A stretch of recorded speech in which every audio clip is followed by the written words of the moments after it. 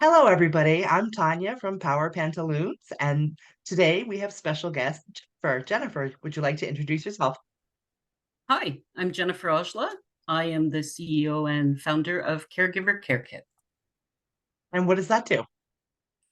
It is a company that is caregiver centered, meaning that we support and educate caregivers in how to support and care for their loved ones during crisis and beyond that. So, formal caregivers, such as people who um, their loved ones have dementia or maybe a child with special needs. We do mental health. And we also support young caregivers between 14 and 24 years of age who are caring for a parent or grandparent that is ill, but they're still in school, they're making the meals, they're caring for siblings. So we support them too. Uh, being somebody who supports somebody through a thing is heroic, in my opinion. When I was going through my chemo journey, my sister was my caregiver for a year. And she felt horrible because she wasn't able to take me to doctor appointments and like be with me because she was working so much overtime to make sure that all of the financial responsibility was taken care of. It took short-term disability 4 months to send me my first check. Yeah. Yeah. Caregiving is an all consuming, um, unforgiving job that most caregivers morph into as opposed to actually make a decision to do. It sounds like your sister actually made a decision to do that to help you in that area. Um, and therefore, caregivers tend to become isolated and lonely and overwhelmed and burnt out. And so we're trying to help them avoid that while they still can provide support and care to the person that they're caring for. Um, it's a very heroic job, and it's a job that comes purely from the center of your heart. You know, it's a job that you have a great love for someone, that you would give up many things in your life just to care for this person. And and obviously the people that are being cared for have great love for their caregiver because they realize that this is an all-consuming job.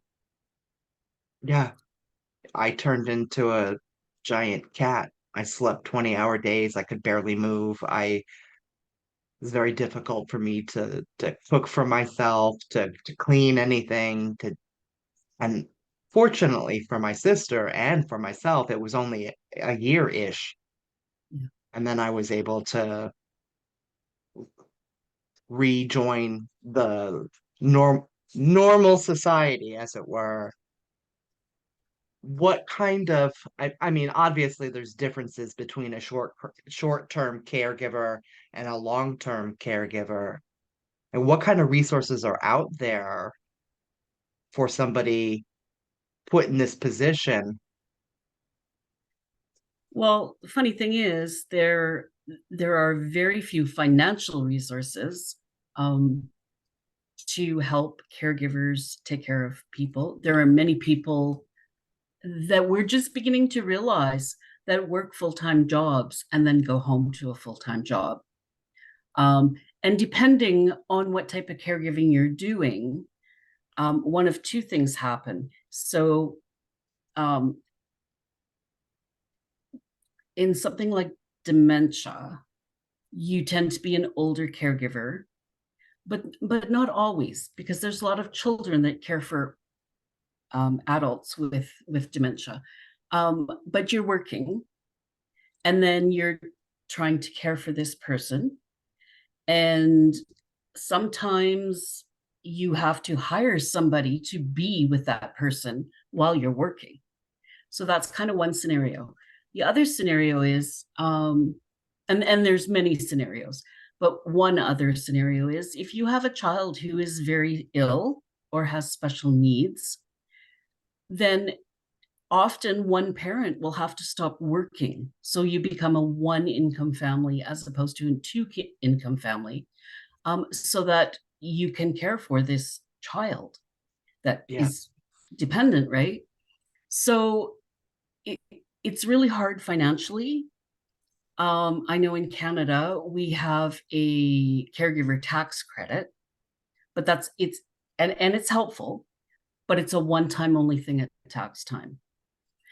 Yeah. So, we're really looking at ways caregivers around the world are they contribute billions and billions of dollars to healthcare because they are an unpaid workforce. So we're really trying to shine some light on, hey, we need to start helping caregivers financially, um, and give them more options that they can do what is best for their family and still survive. And it's really hard right now in the US and Canada because everything has skyrocketed in price. So, what you used to be able to do on your one income family is very difficult to do now. And healthcare is very expensive. So, It is. I was super fortunate to have healthcare when I was diagnosed. Lots of people are not. yeah. Um, I have heard that they are loosening the classifications, like in order to caregive for somebody and get compensated for it. Like they are allowing family members now to get paid to do that. I don't know anything more than what I just said about that. Well, what I can tell you is that is only in the US. And I absolutely support and applaud that. I Absolutely. absolutely because not only does it help the family unit, but it also brings emotional things that are very, very important during this time. So, like self-esteem and worthiness and so forth. When you are doing a job that is very difficult in most cases, and you have the ability to be paid for it and meet the needs of not only the person you're caring for, but yourself. And that's really, from a mental health standpoint, a very, very phenomenal thing. We Yeah. don't yet have that here in Canada, but I have looked at that. The other thing is, and the other reason that I applaud this decision in the US is that the projections just for dementia alone in Canada and the US are set to skyrocket by 2030. And I was sitting back thinking, 2030 is only 6.5 years away. Bite your tongue. Well, but time keeps moving forward. It So does. the amount of people who are going to be thrown, kind of like COVID, into a situation that they didn't think that they were ever going to have to deal with is set to skyrocket over the next 6.5 years. And so part of our mission is to gently try to put this message out that these are the projections. And if you have that running in your family, even though like something like dementia is not genetic, but if you have things in your family that you could possibly become a caregiver for, then you know what? Contact us and at least let us know that you're thinking about it, because we have training for family and friends to prepare them for what might be coming down the road. If you could give caregivers some advice on how to not lose yourself while you're taking care of somebody that you love, what would that be? I have two pieces of advice. The first would be get support. Get support, whether you reach out to a caregiving company, whether you reach out to your doctor, whether you choose to just keep it with friends, um, make sure you have a support system. That is the one most important thing to have, is some type of support system. And the other thing that I would tell caregivers is, you know what? It just absolutely left my mind. So obviously, support is the number one priority, is to Right. have a support. Yeah, I agree with you because for me, getting through navigating my cancer journey, I had three pieces, and number one was mindset. Number two is creating a support system for yourself. You want your friends, family, and medical team all to be on the same page. So Absolutely. I completely agree with having support. Uh, we are not al alone. Like the human condition is a social thing. We require social interactions. And when we're supporting somebody through something, um, it's hard to get that. Yeah.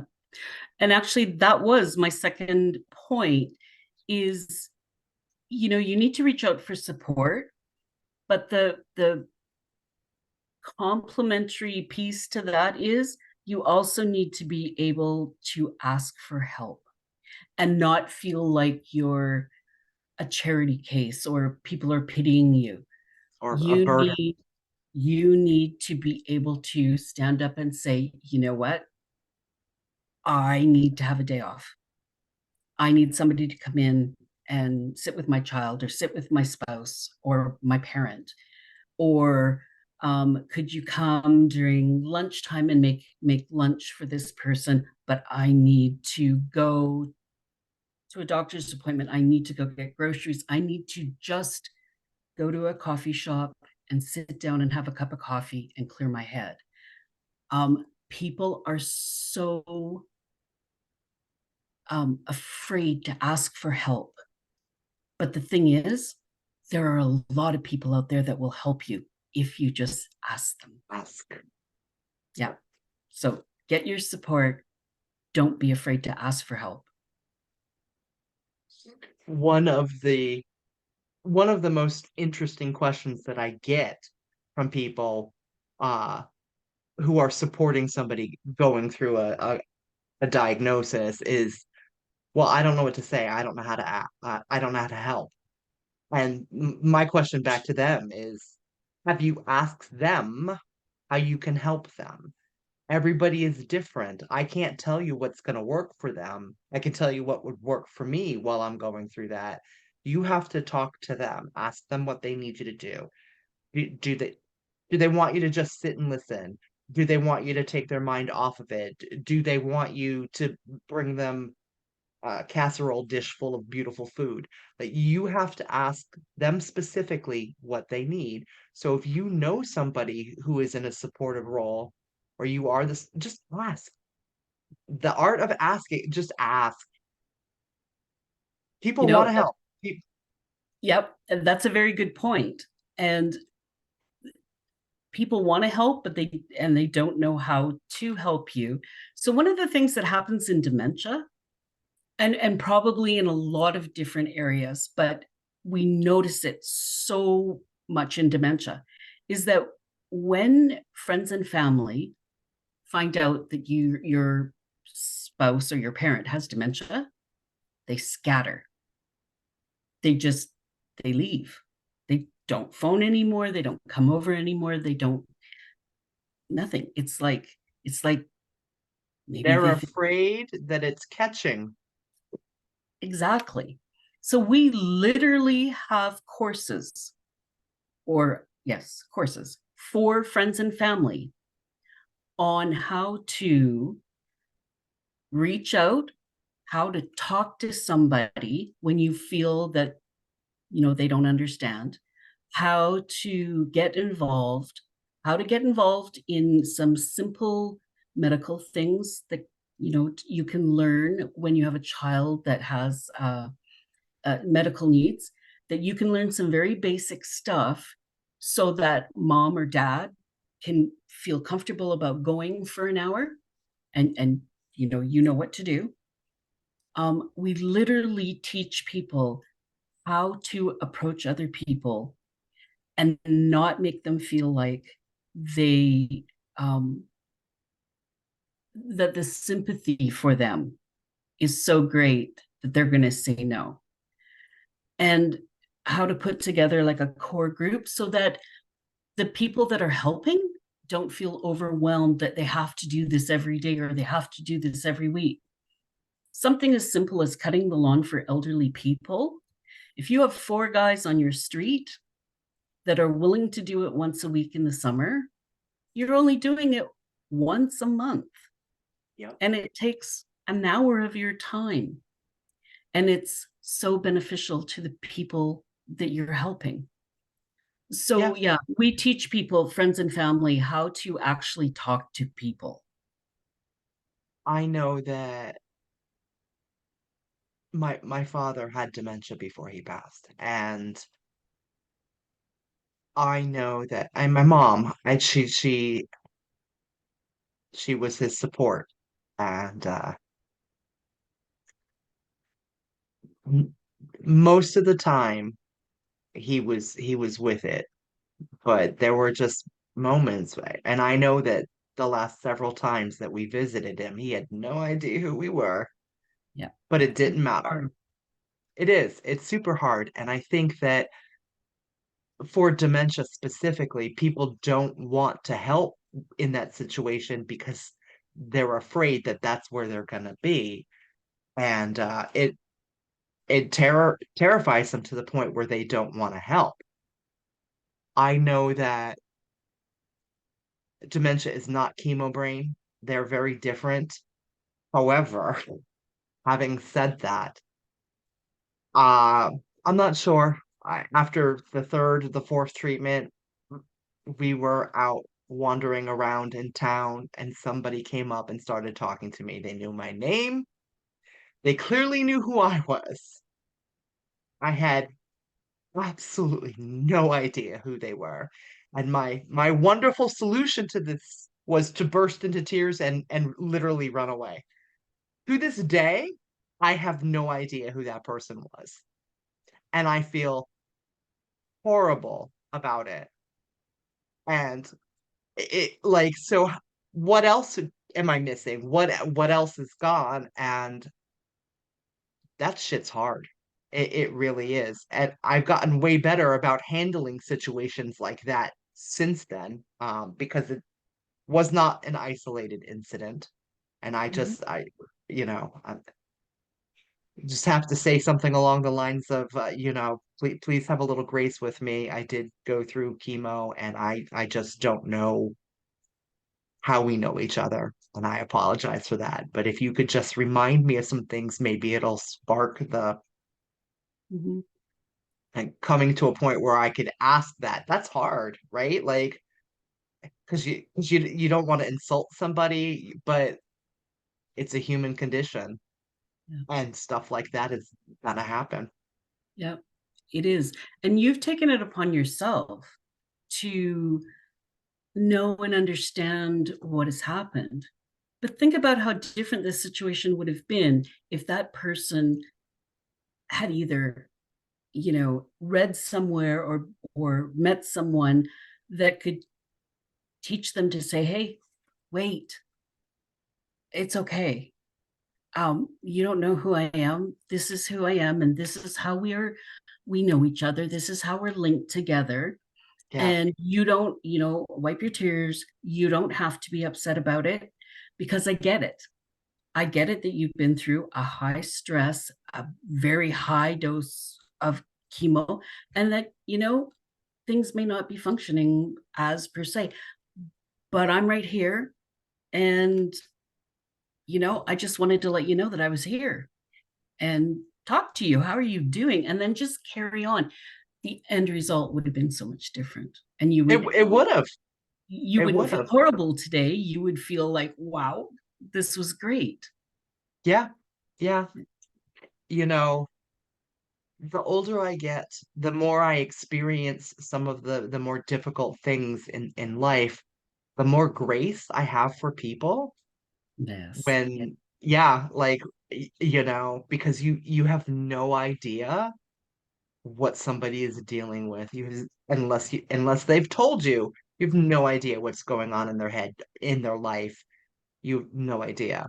And just having more grace for people is yeah.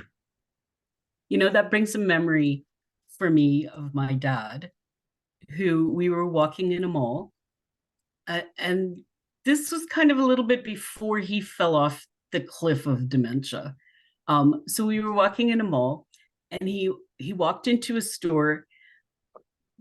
So it clearly showed the exit, and it clearly showed where we could go in, but the exit was kind of the end of where the cash register was. So he walked in the exit, and he kind of pushed his way through the people that were at the cash register. And I turned around and I said to the lady there, I am so sorry, he's having a tough time. And she looked at me and she said, you know what? He can come in backwards all he wants, because he has lived a life that has prepared my life. And I give him the permission to come in the exit door and not understand why all these people are standing there. And that really struck me, that there were people out there that got it. Like, hey, he's an elderly gentleman. She didn't know whether he had dementia or not, but she had grace enough to say, you know what, he has earned this. And I think Yeah. as we get older and as we have grace, um, there needs to be a lot of people out there that have grace for us too, regardless of whether you have an illness or something has happened to you.